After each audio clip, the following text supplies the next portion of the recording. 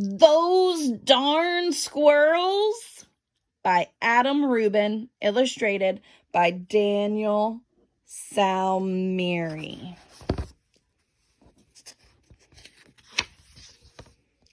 Or Salmieri, I guess. On the outskirts of town, at the edge of the forest, there was a little old house. The only thing older than the little house was the man who lived in it, Old Man Fookwire. Here's the town. So here's the outskirts of town. Old Man Fookwire was so old that when he sneezed, dust came out. He was also a grump. He hated pie. He hated puppies. The only thing he liked was birds. All summer long, the old man painted pictures of the birds that visited his backyard. There were whirly birds and bonga birds, baba birds, and yaba birds. Even a rare floggle bird came by once or twice.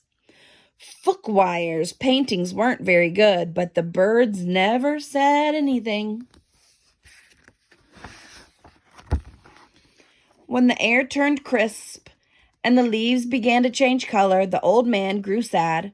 He knew that soon the birds would fly south for the winter, as they did every year, and that he would be lonely. Then he had an idea. If he fed the birds, maybe they would stick around. So Old Man Fookwire built beautiful bird feeders and put them up all around his backyard.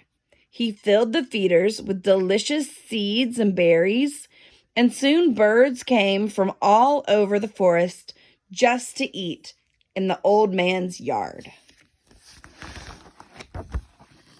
But the birds weren't the only ones who liked the bird feeders. The squirrels did too.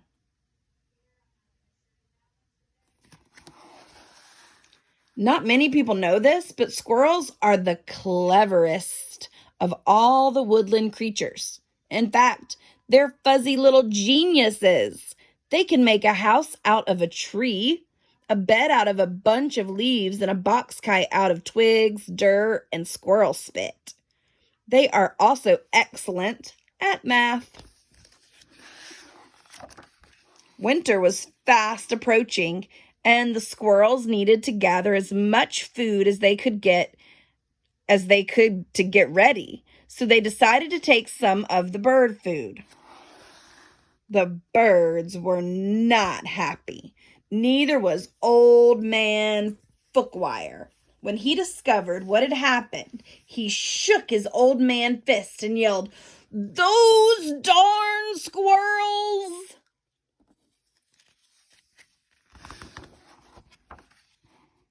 He filled up the feeders again, but this time he hung them from a clothesline, and then he went back inside, confident that the squirrels would no longer be able to get to the seeds and the berries.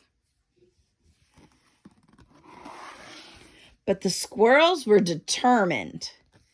They devised a plan, and this time they took all the food from the bird feeders.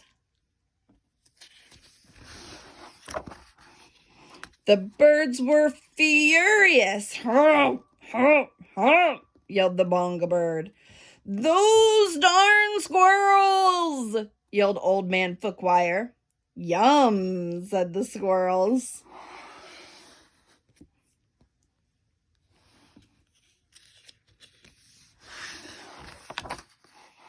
Now it was Old Man Fookwire's turn to devise a plan. He went to the general store to get supplies. He bought lasers and clamps. He bought wires and springs. He bought all sorts of tools and built a veritable fortress around his bird feeders. Then he refilled them very carefully.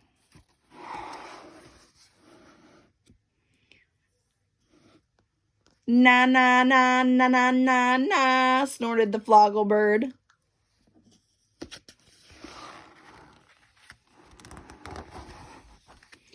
The squirrels stayed up all night working out their strategy. They drank cherry cola and ate salt and vinegar chips to help them stay awake. Finally, they had it, the perfect plan. They put on their tiny helmets and prepared to launch themselves into the air, over the fence, between the lasers, and onto the bird feeders.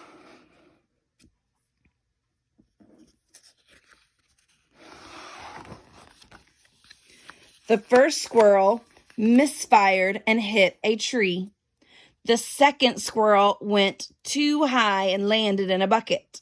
The third squirrel sailed clear over the house. The birds laughed and laughed.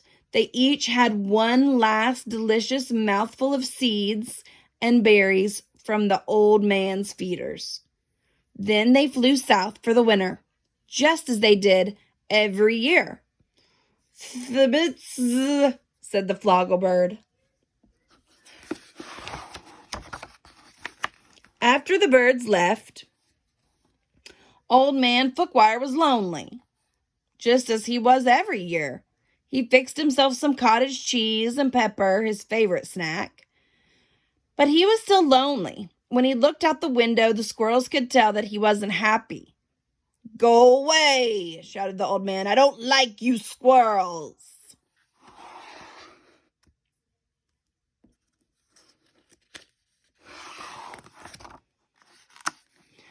The squirrels held a meeting deep inside a large tree. They decided to give the old man a present to make up for taking the seeds and berries. Squirrel meeting tonight. Now, not many people know this, but squirrels are not only fuzzy little geniuses, they also collect just about anything they find on the ground. These squirrels had a vast stockpile of spectacular junk to choose from. But what would Fookwire like? Bottle caps, popsicle sticks, postage stamps. Finally, they had it. The perfect gift. The squirrels stacked all of their loose change on Old Man Fookwire's doorstep. There were dimes and pennies, there were nickels and quarters, there were even a few tokens from Coco's arcade.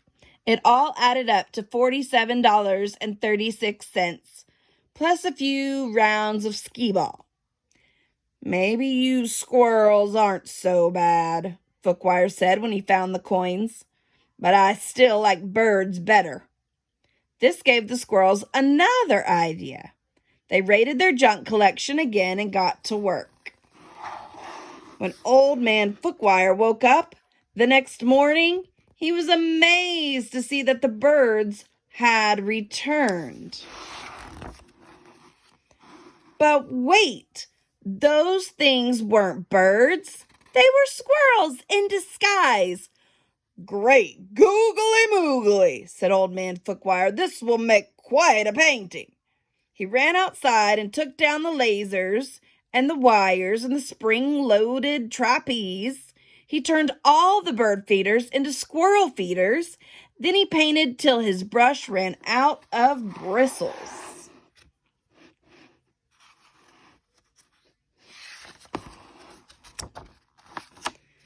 The squirrels were so overjoyed, they had a party in Old Man Fookwire's house. "Those darn squirrels," said Fookwire, and he shook his old man fist and smiled.